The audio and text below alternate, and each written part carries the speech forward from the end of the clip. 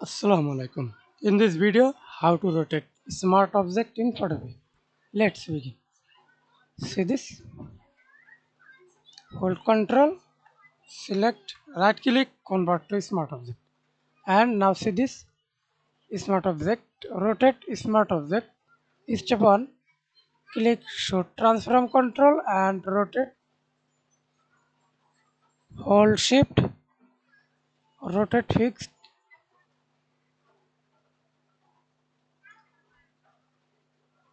15 angle. Or select corner anywhere and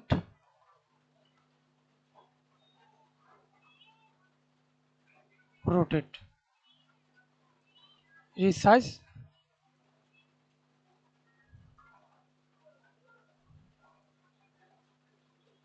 Hold Shift 15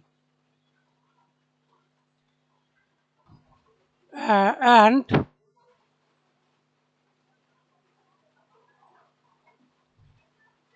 go to Edit tab, Transform, rotate 19 degree, 118.